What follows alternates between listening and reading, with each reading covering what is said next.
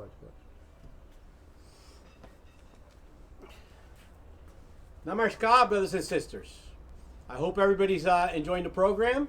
And I apologize, I may have to speak fast because I don't have too much time to speak about such a vast subject, okay? So first of all, I would like to say that this talk was pure serendipity, and you'll understand after why. I was at a Conscious Earth Alliance planning meeting, which I'm never absent. I think I've been present to all of them. Yet, I am not always present, okay? And I must repeat this for the sake of the following talk. I am not always present, and I say that because I have dyslexia, okay? I wander in meetings, and I'm better focused in nature. I do field lectures and so on and so forth, and I focus a lot more. And that's important to repeat also. I focus better in nature. It has to do with super learning, okay, and memory acquisition. Okay, so I'm at this meeting, and I am like 70% deaf in one ear and half blind. And aside from my attention deficiencies, but something grabbed my attention. They were doing the schedule, and I don't recall, but I either heard or I saw that there was something on transhumanism, which was talked. By the way, this is being pre-recorded because we're having problems with internet. We're having problems with weather too. As a tropical country, you see how I'm dressed. But I focused for some reason because, see, blind people, if they want to, they can see. Dan Winter, Vikashini, and a therapist in Holland, Iris, she does great work with these. They teach kids blindfolded how to read, how to pick, identify geometrical shapes. But that's another lecture and somebody else's lecture. So I wander. My thoughts are scattered. Okay, but I was on my little phone, and I saw or heard something about transhumanism or AI, which I have a little bit of a problem with, especially when it comes to learning, especially children learning. So I focus because when you want to focus, you can have any disability in the world, and you can figure things out. Okay.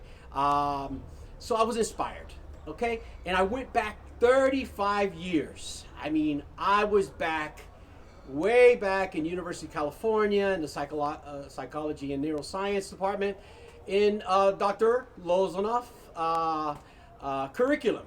It had all sorts of different disciplines: hypnosis, mind control, neurolinguistics, etc. And I went back there, and I was there. I was feeling the sun, sunny San Diego. I imagined the clothes I used to wear back then.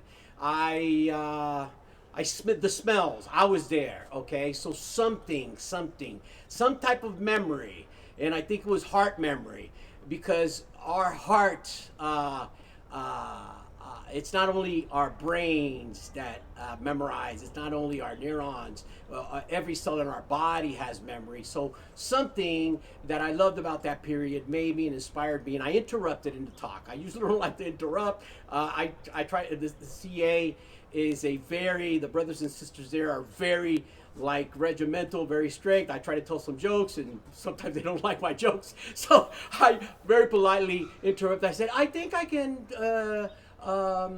shed some light. I did a course 35 years ago, and they asked me about it. Then they changed my talk, and that's why I'm here today. That's why I say it's serendipity. But anyways, of course, the heart thinks, and this is part of the methodology, because who doesn't remember their first kiss? Everybody remembers their first kiss, or if you're a father or mother, your first child. Everybody remembers those wonderful things. You don't need a double-blind study to prove that. Okay, everybody knows that. And this was a very loving. I received a lot of love in this university in that period, and but sad and hate and fear. They help acquire memory also. Who doesn't remember 9/11, and who doesn't remember where they were at in 9/11, or who doesn't remember where they were at when JFK was assassinated? terrible thing. Terror, fear, that makes us, that inputs memory into our mind. So, so the Dr. Lozano, super learning, suggestopedia, suggestology. It's changed names, and I'll explain later. But it's a few people knew about it at this meeting, and a few people know about this in the world. It was assassinated, basically. But yeah, until a few years ago, at least, it was UNESCO's #1 rated language learning methodology. So why doesn't the world know about this? Okay, it has to do with the history. And don't be scared about I don't like history lessons before a discipline, or when I was in military academy about the generals, or in Catholic school when they start talking about the history of a biblical figure. But this is very fascinating history, and it's important for you guys to understand the methodology. As the story goes, because it was not only Dr. Georgi Lozano, it was the father of, like the title says, the father of super learning and natural learning. There's always a mother behind things. No one talks about the mother, but there was a great, my professor was Dr. Stephanie Merritt, a direct disciple, Dr. Lozano, Georgi Lozano. Okay? And I need to mention something because those are pretty complicated names, okay? But they're actually the only names that I remember from all of my academic years since I was a little kid, because it was so fascinating. I was learning a lot. I was having fun. It was a great period. I remember Mr. Johnson in elementary school, because Mr. Johnson, one day, he came up to the window. There was a lot of chattering in the room, like any room. And he put some soft music on. He slowly walked to the window, and he took a deep breath, looked at the sun, and he said, "Kids, see what I just finished doing? If each and every one of you guys, all of you, you wake up at the same time, you should walk to the window, look at the sun, breathe in that air, and together, if you all say the same thing, we're going to have a great day in school. Everybody's going to have a great day." Now, that's why I remember Mr. Johnson's name, and I bet you everybody may not remember his first name like I don't, or what he even taught us for 2 years, but everybody remembers what Mr. Johnson did at that window. It was love, and and that's why I remember these only 3 names throughout my academic, as far as teachers or professors. But anyhow, as the story goes, as Dr. Stephanie Merritt, the Sophia Institute, which is the institute where all these great minds, these super memory minds, specifically language learning minds, were coming out of Sofia, Bulgaria. And it was Dr. Lozano was the director of, the founder of that school. It caught the attention of the state, okay, because it was behind the Iron Curtain. Bulgaria was aligned with the Soviet Union. And then one day, the questions started, okay? The Bulgarian committee, I remember her saying the Bulgarian Committee of State Security, and maybe it was an agency, or maybe the KGB, or some other 3-letter agency of the Soviet state. Well, they started to question him, and more like interrogation. And he just wasn't answering the questions. And so interrogation works like this. They ask you probably the same question many, many times over, but in a different fashion. So since they weren't getting anywhere with this genius of a professor that was probably a revolutionary or a counter-revolutionary. That's why I stuck to the history, and I enjoyed it, and it really caught my attention. But they finally asked him the question the following manner. Well, listen, just believe we're kids, children. We're your students, children. Now, how would you teach us? Okay? So it's like a trick question. And then he sarcastically said, "Oh, okay, cool. Yeah, I'll give you my lessons. I'll show you how I do it. Okay, you're Pita, you're Vata, you're Kapha. You with a red face that speaks fast, that's been irritated every time you come and ask me questions. You for sure, I would have you do many savasanas, okay? And you would have the others would have to do the Vata Nakafa. You guys do. You have to chant Om Namah Shivaya 108 times. But you Pita, you have to do it 1,008 times. That will start to calm down and get to the right kosa, okay? The right kosa. He's talking in Sanskrit to these guys. So then the next I'll give you the 5 asanas that are great for super memory, okay? And that will regulate the chakras and the kosas and cool. Pronto, you guys will have super memory, and you'll learn any language that I or an instructor, one of my instructors, will teach you. Okay, so see, Dr. Georgy Lozano, he wasn't just your normal status quo model citizen or subject of a totalitarian regime. This guy was, these guys knew these suits knew what Dr. Lozano had. He had diplomas. Because one thing, good or bad, that we have to admit about the ex-Soviet Union or communist countries is that they have a very, very good educational system. It is public, it's free, okay, for whatever reason. So they knew that he was a PhD, they knew that he was a psychotherapist, they knew everything, all the diplomas that he had, but they didn't know that he was also an intuitive scientist, okay? So Dr. Lozano was a yogi, okay? And he learned all that by observing yogis, monks, and gurus in India, okay? And but back and behind the Iron Curtains in the 50s, 60s, and 70s,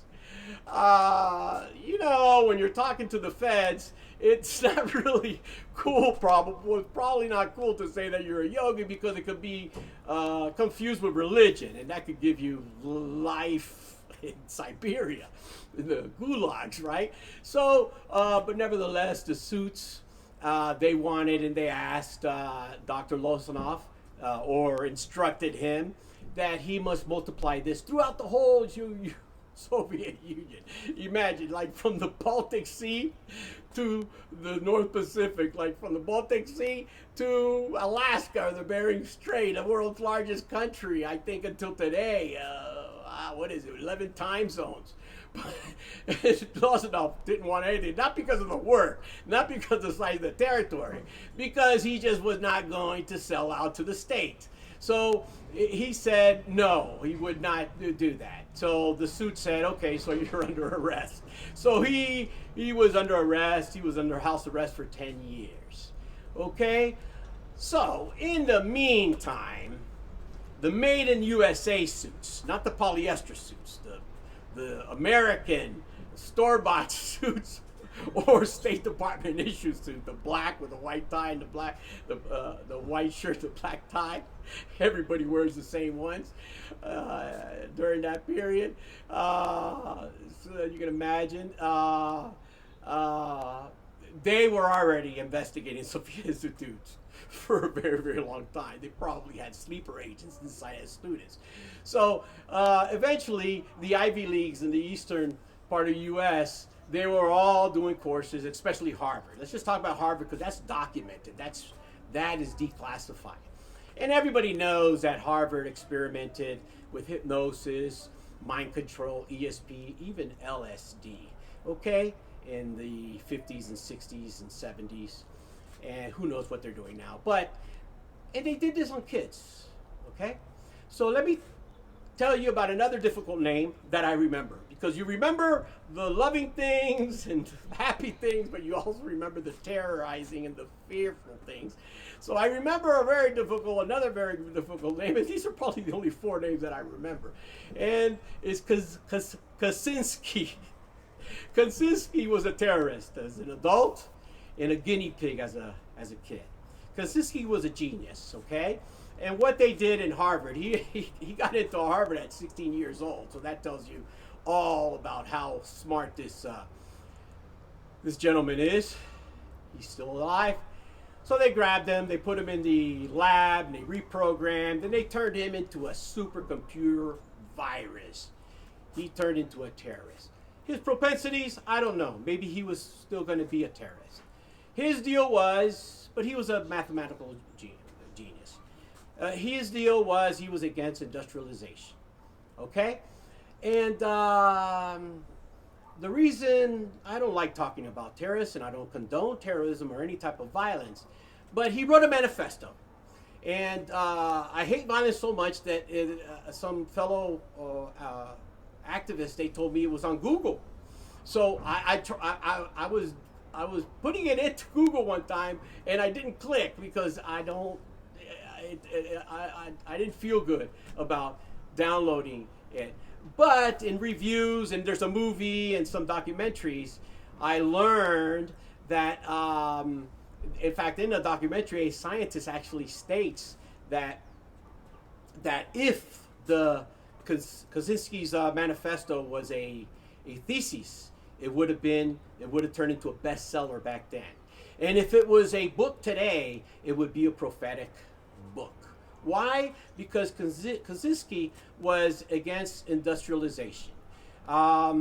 He said that back then a computer could be the size of a building, but in the future it would be this size, the size of a nanoparticle or a chip. I'm not sure what he meant or what he had in mind, but he was telling the future. Okay? So let's go back to Dr. Lozano. Lozano was a creator. Kaczynski was a destroyer. Okay? I'm not going to judge him, but he was experimented on. Okay? So, Dr. Lozano thought more about the past. Way back in the past.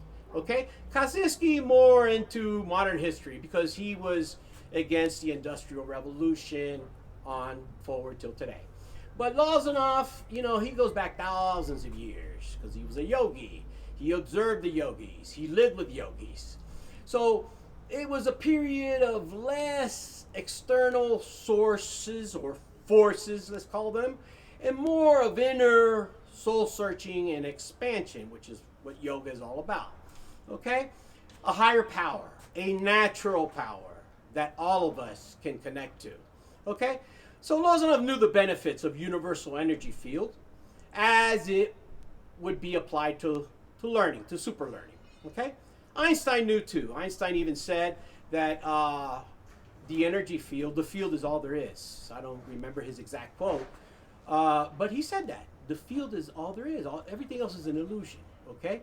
So, and Einstein was also not for the type of education that was they had back then, or I'm sure if it was alive, he wouldn't accept this education that we have now in schools, in private and public schools.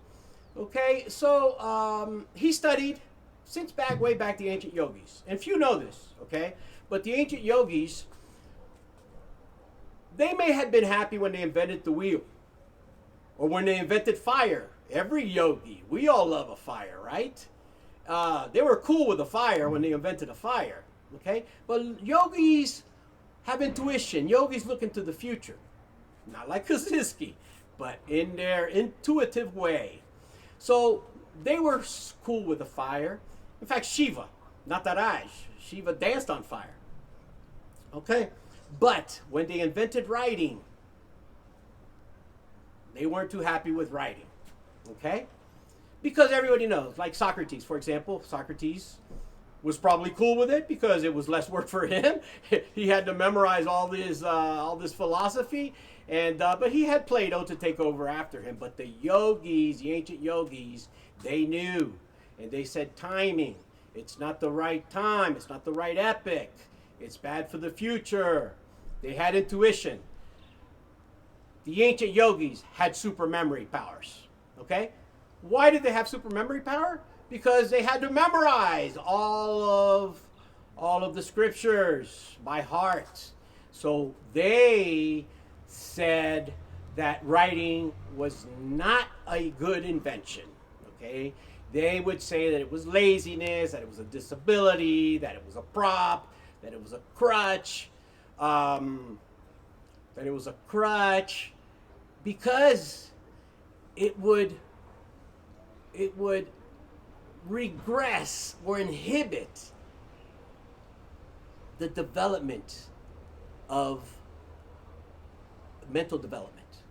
Okay, it would retard it, and I think they were right. Okay, so everything in history has its time. I don't know if it's destiny, but they may have been right. And even more recent times, like Shiva, the dreadlocks, you know, the yogis we call crazy in modern day times, the sadhus and the sadhvis.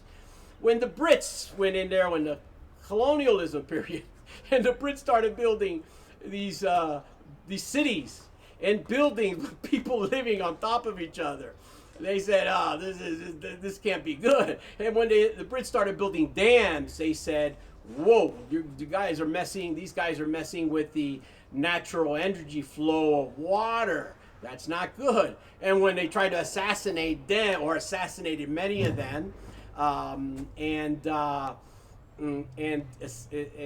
tried to kill their culture, they headed for the hills, for the mountains, the forest, and they said, this is not good. This is the beginning of the end.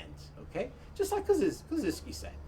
Okay, so in closing, I would like to share just a little bit of my intuition about all the lectures on neo-humanism and about natural learning. I believe mankind is at a crossroads, guys. Okay?